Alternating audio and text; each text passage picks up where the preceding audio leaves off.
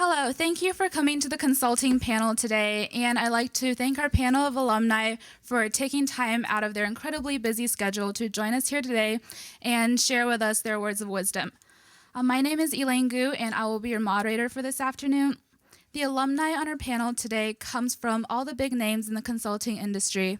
We have representatives from Accenture, Bain, BCG, Deloitte, LEK, and McKinsey.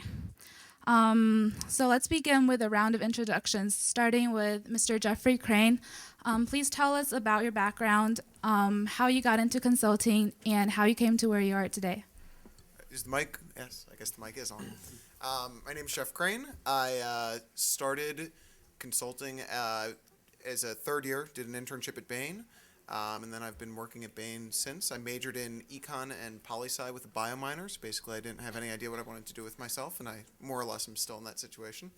So I'm starting in my third year at Bain now. My name is Jennifer. I graduated from the University of Chicago in 2009 with an AB in psychology. So that was a pretty different major for consulting, definitely. But I got interested in consulting my third year. So I started, doing the case interviews and doing some preparation. Started with LEK in December 2009. I've been there for 2 years. And starting in February, I'm doing a 6-month swap to our Shanghai office. And we'll be back in the Chicago office in August. Good afternoon. My name is Brad Henderson. I'm one of those people, I think I'm permanently majoring. I don't know what I want to do with my life.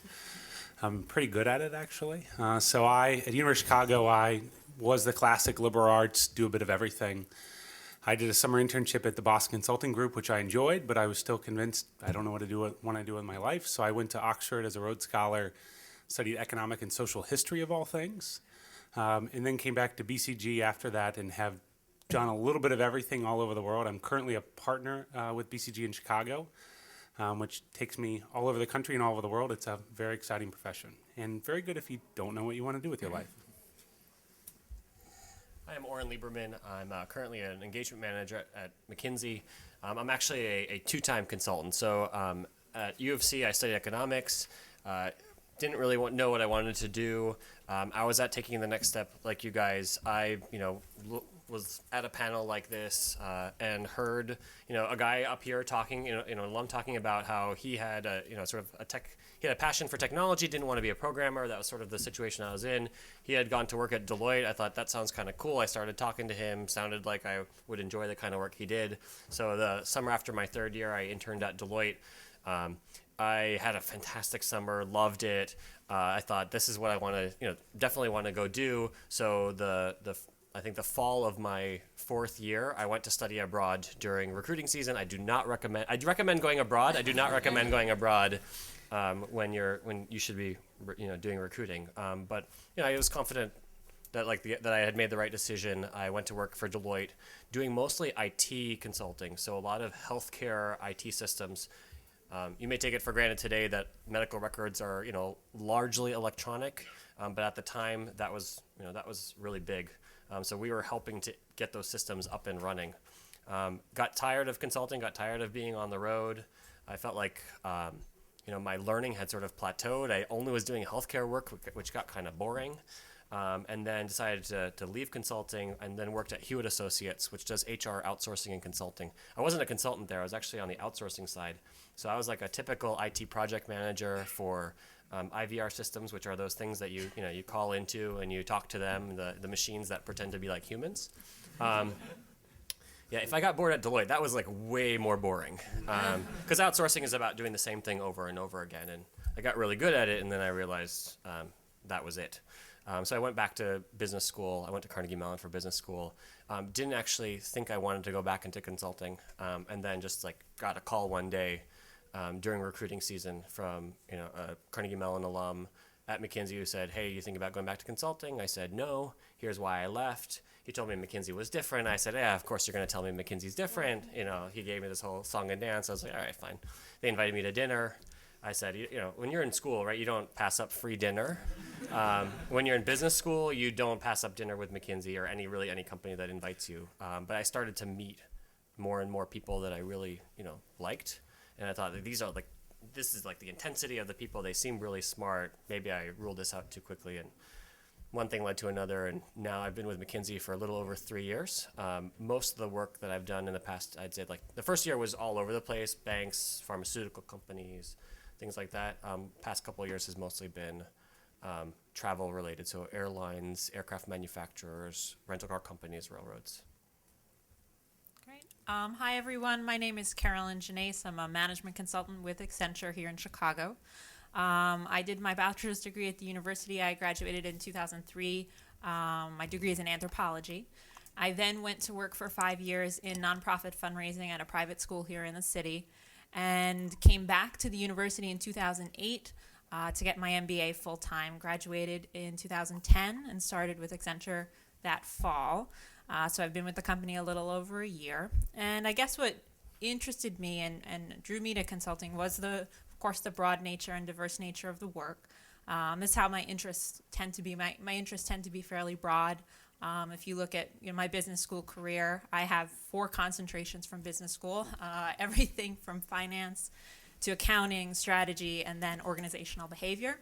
That was my choice to go very broad in my business career and in my business education, and I feel the same way about my consulting work.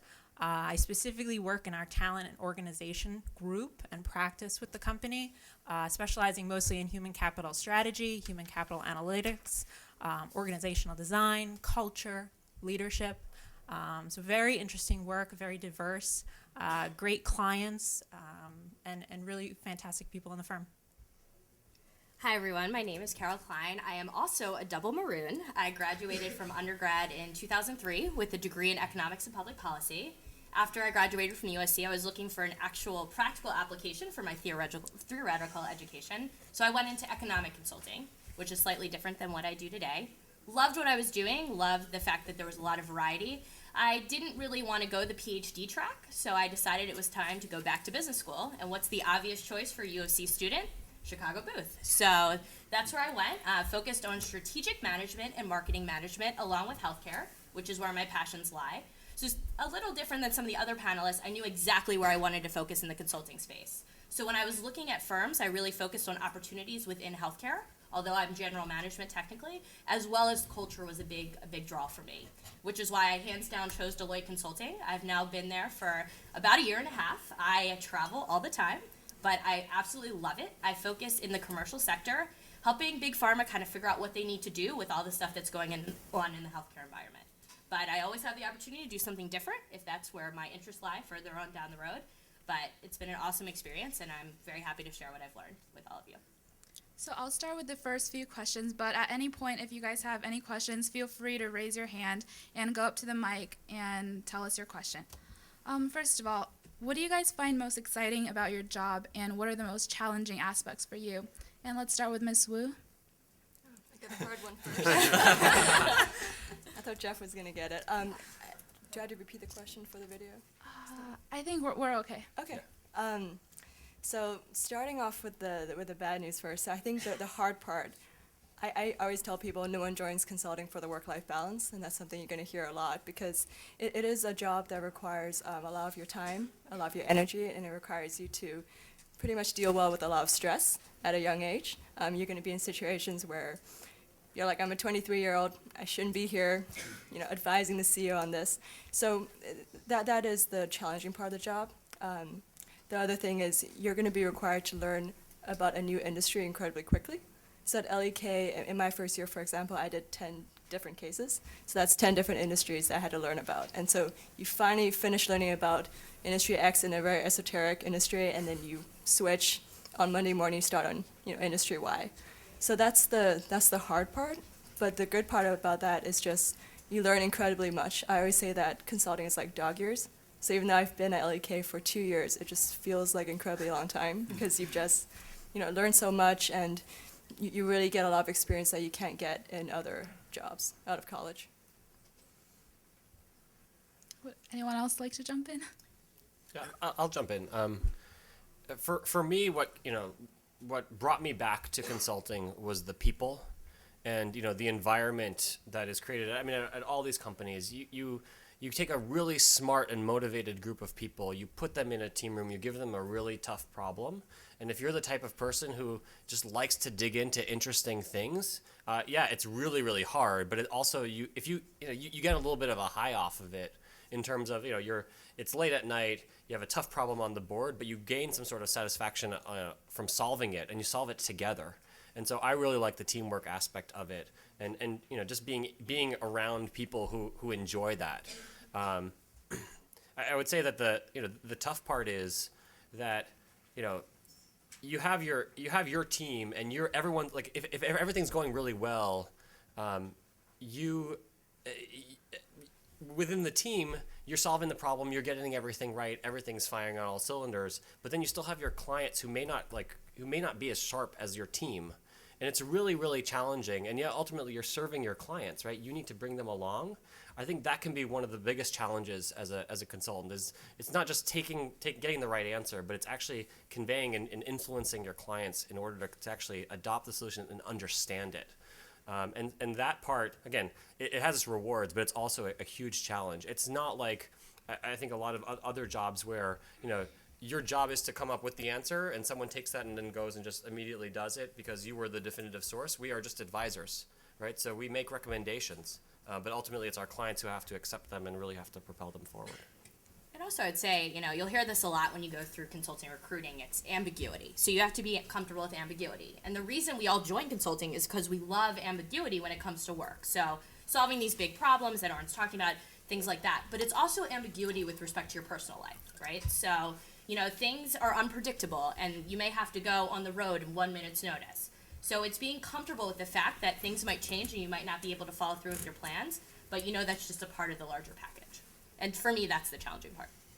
And I think without question, the most rewarding things, it's definitely the people. You sit in a team room at the client site with a bunch of really smart people, you develop an incredible bond, and the thing that really makes me show up to work in the morning is, like, I want my manager to be successful, I want the other consultants on my team to be successful, I want my client maps to be successful. And that's what really makes me show up. I think the other thing that's both the challenge and the reward, sort of like everyone's been saying, is the variability. Just huge amount of variability in everything, and that's the challenge, at being flexible and being able and willing to sort of adapt to whatever is thrown at you is sort of the key thing there, and that's also what makes it rewarding as well. Yeah, I would certainly echo the people comment, I think especially. If you ask anyone from my firm what they like most, they will absolutely say the people. I mean, we have senior executives, also known as partners, who've been with the firm for 20, 25 years. I mean, that's 25 years of traveling 4 days a week. You don't stick with something like that unless you enjoy what you're doing and enjoy the people that you're doing it with. And I remember talking to one senior executive, one partner on a project that I was on, and she had spent 8 years in London and had considered taking a job with Barclays, and had actually accepted the offer and had gone to dinner with some of the other VPs, peers of hers that she would have been working with at this corporation, and she didn't get the same sense of excitement and same sense of motivation, same energy that she had gotten from her Accenture colleagues, and she thought, uh-oh, what have I done? What have I done? And actually she reversed her decision and came back to Accenture. And I think it was all about the people for her. She realized that, that was not going to work for her. She wasn't going to be able to work as well with these particular peers as she did in a consulting firm. And I was just going to add one quick thing. So I always think of the reason I've stayed at BCG as it always felt to me like I always wanted to be a professor. It always felt to me like doing your PhD but making it a contact sport. In which I think is great. I went to grad school to become a professor, and I missed the fact that nothing actually ended up happening with what I was working on. And so what I've loved in consulting is you live in the world of ideas. Your job is to come up with really good ideas and to work those ideas through, but at the end of the day, something happens. And so I just remember how excited I was about behavioral economics when I was at University of Chicago. It was sort of an emerging field.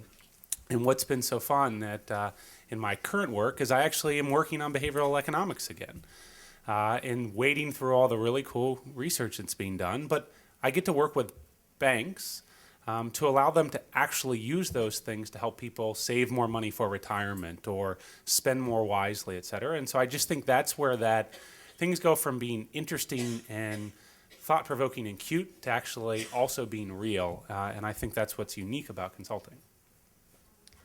You guys all graduated from the University of Chicago. Could you talk about how your education at the university has contributed to your current success? And are there any particular classes or RSOs that you would recommend to members of the audience? Anyone, feel free to jump in. I can start with there's sort of the inspirational answer to this, and then there's the very uninspirational but very practical answer to this. The inspirational aspect is, when you are working on problem sets with your peers, it's a lot of the same skills that that we employ as consultants. And I think a big part of my success has been due to the fact that I'm willing to sit across the table from partners at my firm who have been doing this for a really long time and just call bullshit when I see it. Right, and that's the same thing that you guys do when in your classes, right? When someone raises their hand and says something stupid, right? You raise your hand and you say, "I think that's complete BS." Here's why. Here's the facts to back it up. Having that level of comfort in engaging people, but of course in a respectful manner, right? And really trying to bring them along and influence them and convince them that your opinion is right. I think that was one set of skills that I learned, and it didn't come from one class, right? It came from all the classes, and you learn to do it in different ways based off of which classes you're in, right? Because an argument in the humanities is different than an argument in a math class. So the less inspirational one is that when I was in business school, I wanted to get out of all of the sort of core econ classes that they offered, that they required, because I had already studied at econ. And so, you had to meet with the professors in order to get out of the classes and, convince them that you had learned the MBA level stuff. So, I remember going to the website. I just printed off as many course packets as I could find from all of my classes, and they weren't my professors, but who cares, right? Problem sets, lots of symbols that I had no recollection. I didn't understand how I possibly could have passed any of these classes, but I printed it all out, and I brought it to the stats and the econ professors, and literally I remember one just sort of picked it up. She flipped through it like this, or she said, "Where did you study?" University of Chicago. What do you say? Economics. She starts flipping through it, and she goes, "Oh, I went to school with this professor. You're fine. Don't worry about it." And so I was able to pass out of classes that, and then take other classes instead that would have been much more interesting and much more enriching, especially the organizational behavior stuff. As a consultant, comes in really handy. So it may not feel like you're learning a lot now, but it really come in handy later. And make sure you do well, because they do look at your grades. Yeah. I'd say there really isn't any class where you're going to learn skills that are necessary for the job. You should go out and take classes because those are the classes you want to take. Probably the most useful class, probably Sanderson's Econ 198. I sort of enjoyed and get the basics of how companies work and things of that sort. But worrying about taking business school classes, things like that. I think in finance they might care about that a lot more than in consulting. If we've had South Asian language and civilizations majors and sort of everything imaginable. So you shouldn't feel constrained in terms of what courses you're taking. And I think you'll realize once you start working that the skill sets, how you address problems, is really unique to the University of Chicago. And to me, that was the best thing that Chicago gave me, was the ability to dissect any problem that's put in front of me with a unique structure and a set of skills. And I know you guys hear that all the time. You're probably like, oh, whatever. But it's absolutely true. And it's something, even when I went to Chicago Booth, that actually differentiated. And would you agree with that? Yes. That differentiated us from the rest of our peers, even at Booth. And, there wasn't one class that taught me that. It was kind of the whole package together over 4 years. And I definitely recommend Economics of Crime, by the way. That was hands down the best class I took here. Yeah, make yourself an interesting person. Take classes that you want to. Jeff and I were talking about this. Were we talking about this at breakfast? At lunch, I think. At lunch, yeah. That we're really looking for you to be an interesting person for many reasons. One, because there is such a variability in the kinds of companies that we work with, the size of the companies, the industries, all of that. And two, because you'll spend a lot of time with your coworkers, not just in the office, but at dinner, at team events. etc., on the phone at random hours on a Sunday, that kind of thing. And so, just be an interesting person. Do what you want to be doing here. Take the classes you want to take, and it really will work out. And on that note, one of the other things with in terms of RSOs, it's great to be on the list host for the consulting club and this, that, and the other thing. And then you go to the panels, you sort of get a sense for how these things work. But what's really important is find an RSO that's something you're passionate about. It can be drama, it can be whatever RSO you're passionate enough about to really invest the time and energy to really sort of take on a leadership position and things like that, and to be able to talk about it and really enjoy it. And it doesn't matter what it is, find something that you really enjoy and you really care about, and invest the time to really make a difference in that organization.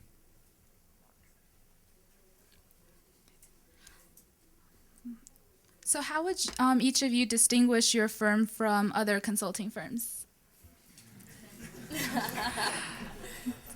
Who wants to get this one? Everyone wants the last word. Yeah, everyone. I'll start. Okay. So I work at Deloitte Consulting in our S&O practice, and I can tell you what drew me to Deloitte, which I think is a key differentiator for us. So when I was going through the process, we join as generalists, which I really like. The generalist model I think is important, although I've chosen to focus early. But for me, it was really the culture. So we're an organization that is super focused on the mentorship component, both formal and informally, and making everyone succeed. And that was something I knew I was really, really interested in. And I didn't need anyone to tell me that was what Deloitte was about. I just sensed it when I met the people. Everyone was super passionate. They were very similar to me, but different in a lot of really great ways that could bring that variety you need to be successful in a consulting team. And also, it was a place that let me do a lot of leadership, which is something that I've always thrived on, both as an undergrad at business school. That's just what makes me tick. And I knew I'd be able to make my mark at Deloitte, which is why I chose to go there. But I think, all these firms provide you a lot of great opportunities. So for me, it really came down to the culture. And the one last thing I'll say is we use a national staffing model, which is different from other firms. So as you go through the process, you should talk to people and see what their staffing model is. For me, that was an advantage being out of the Chicago office and being focused in the pharma space because all my clients are on the East and the West Coast. So I actually enjoyed that fact. Some people don't as much because it means more travel. Yeah, people and culture was huge for me in choosing Accenture. Our people are, they're very passionate about what they do. They're excited about it. They love it, but they're also incredibly grounded. They're not workaholics. We work very hard, but we enjoy life in a way. So it's a nice. I think it's a nice balance. I think it's important. I really like the fact that Accenture it's incredibly diverse. I mean, we're a very large company. We recently hit 240,000 people worldwide. We work in every industry. We work with every large client, every large company in the world, doing every kind of project imaginable. So there's a lot of opportunity because of that. And I like the way we think about our work. So, if you take our motto, which is high performance delivered, our work is really, we very rarely will do a pure strategy project. Our philosophy is that that's not how we deliver value best to our clients. The way that we deliver value best is both the strategy and then the implementation end of things. And whether that's on one project where you may be able to do both strategy and then implementation, or project to project where one is much more strategy focused and then you leave, or one is more implementation focused and then you leave, however that is, I think it gives us a model where we are very much in it with the clients. Every day we are there with them because we're making whatever our recommendations are, whatever we've come up with with them, we're helping make that happen with the client. And I like that model. That was very attractive to me, and it's proved to be something I'm still attracted to and something I enjoy working within. I would say, so I've worked at two very different firms, Deloitte and McKinsey. I would say, and my experiences have been very different. At Deloitte, I was working on primarily IT implementation. At McKinsey, I do a lot of technology-related work, but it's all strategy. There's no implementation element whatsoever. So let me contrast those two things. please, like the caveat here is that like I really enjoyed my time at Deloitte. Like you should know that like I'm going to give you sort of the backward-looking view, but I really enjoyed it. I thought Deloitte was a fantastic place to start, and they. I feel like the firms are different in the way that they approach the clients, right? So I feel like the McKinsey client orientation is we are here to as a trusted advisor to our clients, and we are here to help them figure out what they need to do. Whereas at Deloitte, it was a lot more, we are here to do for the clients whatever it is that needs to get done, okay? And as a result, how that manifests itself in terms of the, in terms of the internals, at McKinsey, I do not have any utilization targets. Like no one counts how many hours. I put down 7 hours a day on my time card, okay? I do not work 7 hours a day, okay? No one at McKinsey works 7 hours a day, okay? Also, I mean, no one at Deloitte works 7 hours a day either, but there's no, that never comes up as part of the conversation. Whereas at Deloitte, and maybe this isn't the case anymore, so you have to keep me honest here, okay? No one ever said anything, like at Deloitte, it was, like utilization was part of a lot of conversations, okay? It was a big part of your reviews. The other thing is that as an engagement manager, like we don't use the word sell. My job as an engagement manager is to ensure that the client gets the best answer to the problem, that we've been tasked to do. My equivalent at Deloitte, right, is already being pushed to sell to clients and has, I don't know if it's specific revenue targets, but revenue is part of the measurement. Right, and it just creates a different kind of environment, right, for people. So that's like one man's view of what the differences are. I would also say like at McKinsey, I feel like I have a huge amount of resources that I just did. If they existed at Deloitte, I just didn't know how to take advantage of them. So at any given point in time, if I have a question about anything, I literally pick up the phone and I call like one of a couple of different sources. I can call partners across the globe and find out like. Literally, like I call up and I say, hey, I don't really know anything about telecom in Africa. Can you tell me a little bit about what's going on down there? Okay. Or we have research desks. So these are folks who are like, they're the equivalent of research librarians in every single industry, right? So you have a question, you need data. Yeah, you Google it first just to make sure it's not a stupid question. But, if you need to know, air traffic, global air traffic data, right, as an analyst or as a consultant, you don't need to start struggling to go find it. You just pick up the phone and there is someone who's a specialist who really understands that. And that enables your time as a consultant to really focus on problem solving and a little bit less on just like trying to figure out like what the right number is. So that is one thing that I feel like at McKinsey is just a huge part of how we work that makes it really an exceptional place. Do you want to rebut? Is there like any? The only thing I'll say, no, I think they're all fair points. I think maybe since you've been there, we do have the same type of research librarians and things of that nature. But the role of that one of you would have coming in as an undergrad would be to help find some of that information. So it is a different structure. You wouldn't just call off the bat. It would be more of an integrated effort. So they would be a secondary research for you as opposed to a primary. But no, I think you were fair. Okay, cool. So I would make a terrible politician, but I run BCG's recruiting in the Midwest, so I need to be a little careful about what I say. So I'll try to give maybe a slightly diversionary but helpful answer, because I think the world of all the firms up here, and the amazing thing is I find myself consistently and all the time working with many of them at the same client, often on the same project. So here are the two things. Here are my two tips. As it pertains to that question. So the first is I'd highly recommend anyone in this room who finds themselves interested in consulting to read a book called The Lords of Strategy, written by the gentleman who runs Harvard, I believe Harvard Business Review, one of the people who's involved with that publication. And it's just a story of the history of strategy consulting. And Any other questions? Yes. I was wondering if you guys could just speak to what kind of math you guys use on a daily basis. I have to repeat the question. The question is what sort of math the consultants use on a daily basis?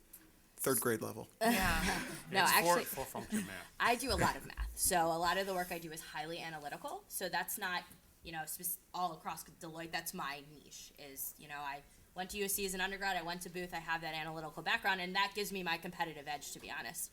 So I have used everything from SAS, all the way through more complex Excel modeling. I wouldn't say it's the type of math that's hard. I have used matrix algebra, so actually I think, what was it, 196 here?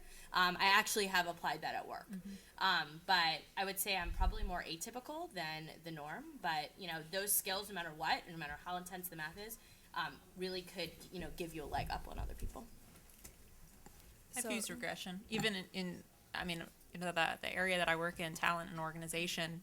You could look at it as something soft, but we've pushed very heavily. My company as a whole, globally, has pushed very heavily into the analytics space. You're seeing that really at everybody across this table and across the board.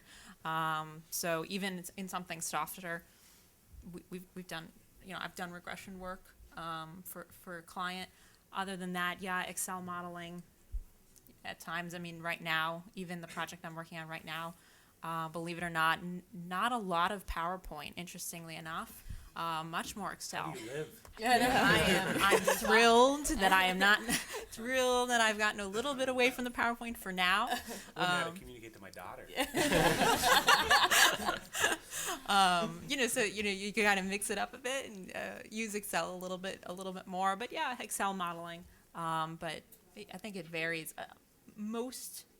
It's not too difficult. The math is not. Yeah, I think it's good not to confuse Excel modeling with math. Yeah. The thing is, the way we build models is it should be so easy that your client can understand it once you give it to them at the end of the case. So if there's like 5 steps to that math problem, you should break it out into addition and subtraction into 5 steps. So I'm building an optimization model right now, commodities optimization model. It's huge. It's got a macro in it, but none of it's really math heavy, so to speak. Yeah, we do actually do a fair amount of regression. We have sort of our CIG group. I actually have no idea what that acronym stands for, but we have a bunch of statistics PhDs that help people out when they really start getting into regression stuff. And like I did have one project where I was doing sort of weighted least squares, multiple regressions, but I've probably done significantly more regression stuff than anyone else who started with me in those 3 years. So it's like it happens. There's a lot of support there. There's no expectation that you come in knowing how to do any of that. Any other questions? Yes. So you guys have talked about having like long hours. Can you maybe expand about how actually they're long and how they are manageable? The question was what are the hours like and how are they manageable? It's like the dreaded question. So they vary a lot, just like most questions that have been asked today. The answer is it varies a lot. Part of it's flexibility. Part of it's also sort of when you're traveling like if I'm in Memphis, like, okay, if I have to work hard, I work hard. I've managed to keep my weekends free. I think I've had to work one weekend in 2.25 years. Usually I keep my weekends pretty free, which is what makes it manageable. Sometimes I've been on light cases where I'm actually working 40-hour weeks, and I get really bored. I just don't really know what to do with the rest of my time. Especially in Intel. It varies a lot. Yeah, I think what I struggle with isn't really the hours, but the predictability of those hours. And it's hard to make plans during the week when you don't know which day you're going to leave early. So we've had this new policy come in which one night a week we all go home early. Early for us is 6 p.m., which is, decent. And so what I found is that the more control you have over your hours, the better it is. So I take that one night. I've decided to split it into 2 and go to the gym. So I know 2 days a week I'll have time to go to the gym. And that, for me, makes it a lot more manageable. I would say that my typical day out at not when I'm at the client site and I haven't been traveling during that day, we'll start at 8 or 8:30. I'm an early riser, so I don't make my teams come. I don't say like, team, you have to be here when I'm here. So I start at 8 or 8:30. We'll usually, lately it's been just to be quite honest, like we break at like 7 for dinner. And of course, during the day, like you can take a break, you can go to the bathroom, like you can go have food. Right. Don't. We'll break for dinner. Sometimes we'll bring dinner in to the team room and keep working through dinner. I don't personally. I hate doing that. That's the decision that we make as a team, right? Do we feel like we have too much work to get through, or should we, sometimes we'll just go, like, sometimes you break and you go out to dinner as a team, you have a good time. But a lot of the times, like, you break for dinner, you come back, and, typically I'll finish work by 10 or 11, right? And that may be in the team room, it may be in the hotel room. And, it's not, again, it varies highly. It's not every day, but that is a very common day. Yeah, mine is similar. Usually about 8 to 7.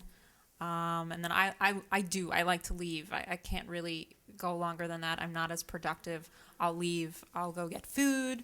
I'll take a walk, clear my head, whatever it is, and then pull out the laptop in the hotel.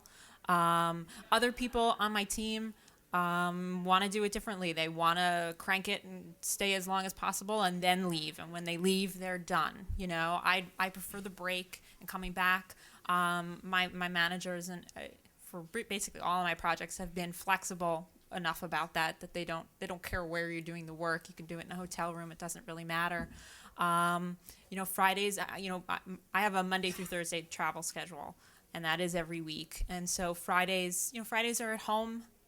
Sometimes I go into the office, usually about once a month. I'll go into the office on a Friday. Other than that, I'll work from home. Sometimes Fridays are lighter. Sometimes they're not. Yesterday was incredibly busy. Fridays are a good time to get firm type of work done as opposed to client-directed work. And everybody kind of understands that's sort of how it is. When you're at the client, you're working 13, 14 hours.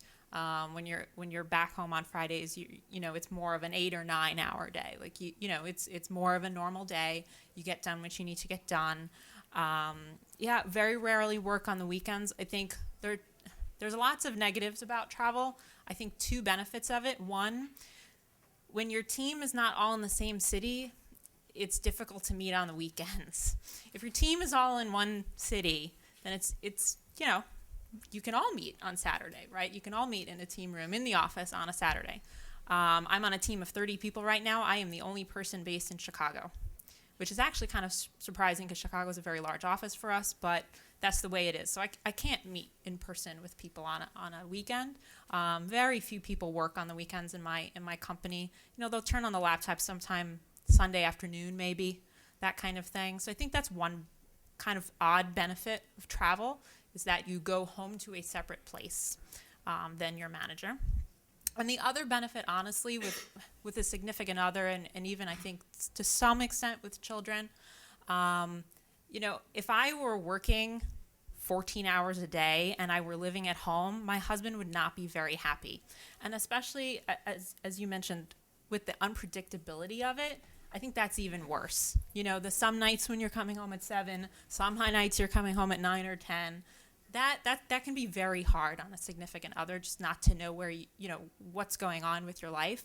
When I'm on the road, I'm on the road. If I need to get up at 3 a.m. to do work because I felt like going to sleep at 9 or whatever, something. I mean, I can set that. That's my own schedule. I'm not bothering anybody, and there's no expectations of someone else in my household that that I have to think about, really. So when I'm on the road, That is work time. So it's kind of an odd benefit, but it has worked out that way for me. When you talk to people in my firm who are, they're on the road all the time, and then they get on a project that's local, and they have a spouse or they have a partner, they have kids, whatever it is, that can be very weird for the family. The family is accustomed to you leaving every week. No, really, right? Even for kids, I think. Well, your daughter is young, but I think that is a very weird thing. Mom or dad coming home in the evening when they don't normally, and like I said, and the unpredictability of it, it can be challenging. I think people look at it and say, "Oh, I'm home," but now you have to take other people into consideration when you're working. So I think it's a kind of an odd benefit of travel. I think it's highly variable based on the project you're doing. So I'm not going to lie, I work a ton of weekends. I think some of that is because I may be not as efficient as I could be during the week at times. I'm definitely one of those people that hits a point in the evening and I'm done. I'm a very early riser. I've gotten up at 4 a.m. to do work. I get up at 5 typically every morning. So it's just the way it is. But those are the types of projects I enjoy and the work I'm doing. So if I could choose to go a different path, then I probably wouldn't work as much. But I think that the one thing when you're traveling, like, that's your focus, it's work, right? Like, I'm in Manhattan right now. I love it. I have a bunch of great friends from U of C that are there. I try to see them maybe once every few weeks. But while I'm there to work. And, you know, my Fridays are my sacred time. Like, I hate when I have to travel on Fridays. It rarely happens, but that's my time, and my weekend's my time. So I know, like, that's kind of the schedule. My significant other, he's well aware of the schedule, and it works for us. One thing I would say when you guys think about getting into this, and I know you're young and you're probably not thinking about this yet, but it's a lifestyle decision. So if you are with someone, it is a decision you both need to make. It is not a decision that you can make in isolation. So as you get older and you think about that kind of stuff, you know, keep that in mind, because I think that's what sometimes causes people to leave consulting, because they didn't make that decision together. So.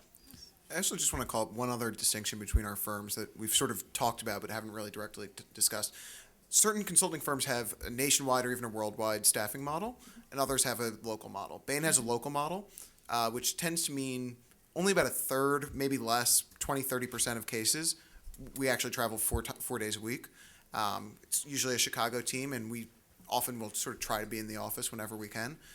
So the majority of cases will be, you know, there's a lot of cases in Chicago and in the suburbs where you're home every night. And there's a lot of cases where you might travel every other week or 2 or 3 days a week, things of that sort. And Friday is sort of, everyone is always in the office on Friday. Friday, I look forward to Friday lunch, just seeing all my friends and everything. It's very, like, Fridays in the office are a lot of fun. I usually leave at 4 on Fridays too, which is also nice. All right, that's all the time we have for today. Thank you so much for coming, and thank you to all of the panelists.